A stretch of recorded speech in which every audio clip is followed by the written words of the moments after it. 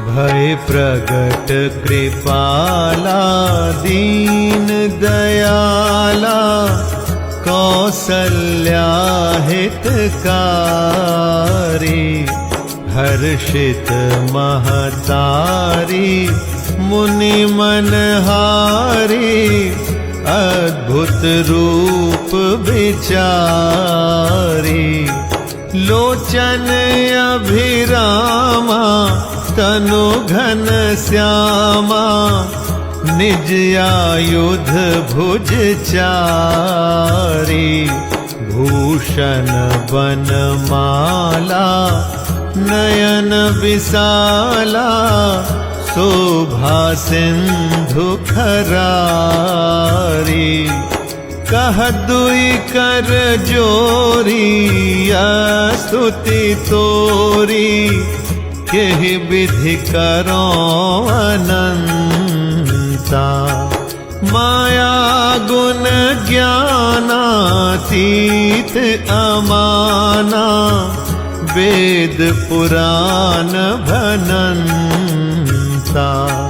करुणा सुख सागर सब गुण आगर, जेहि गावहि श्रुति संता।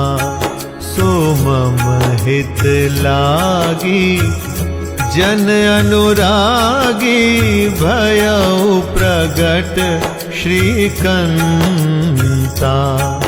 ब्रह्मांड निकाया निर्मित माया, रोम रोम प्रतिवेद कहे।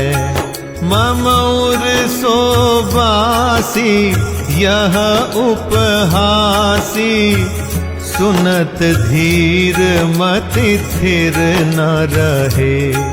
उपजा जब ज्ञाना प्रभु मुस्काना, चरित बहुत विधि कीन चहै।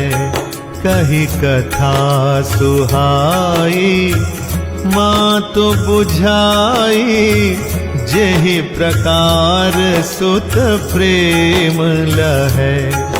माता पुनि बोली सोमति डोली, तजहु तात यह रूपा।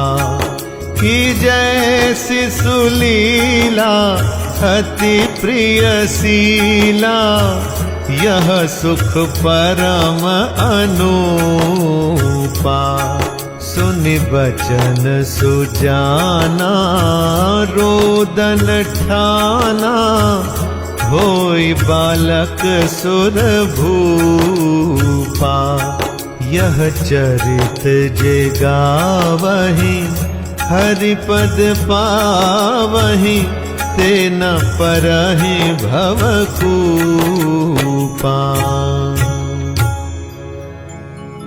विप्रधेनु सुर संत हित, लीन मनुज अवतार।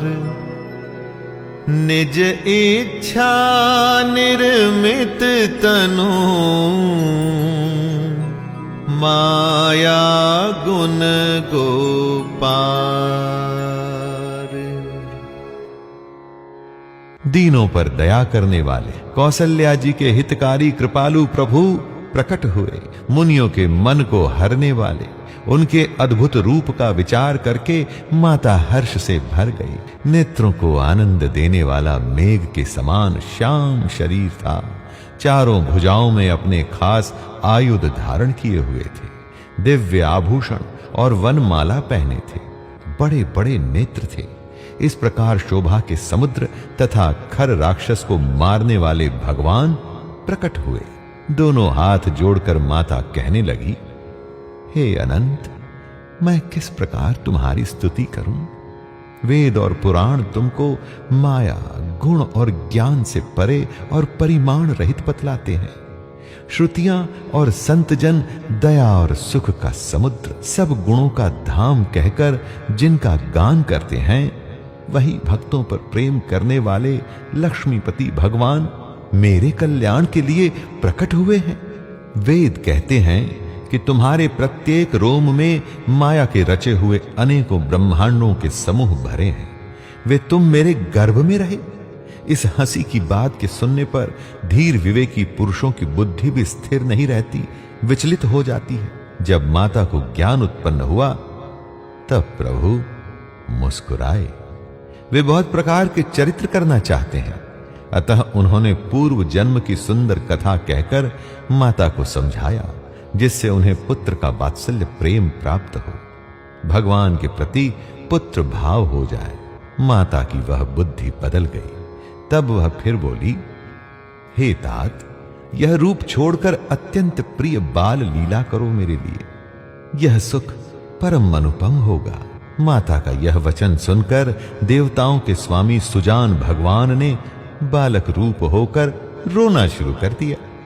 तुलसीदास जी कहते हैं, जो इस चरित्र का गान करते हैं वे श्री हरि का पद पाते हैं और फिर संसार रूपी कूप में नहीं गिरते। ब्राह्मण, गो, देवता और संतों के लिए भगवान ने मनुष्य का अवतार लिया। वे अज्ञानमयी मलिना माया और उसके गुण सत, रज, तम और बाहरी तथा भीतरी इंद्रियों से परे हैं। उनका दिव्य शरीर अपनी इच्छा से ही बना है, किसी कर्म बंधन से परवश होकर त्रिगुणात्मक भौतिक पदार्थों के द्वारा नहीं।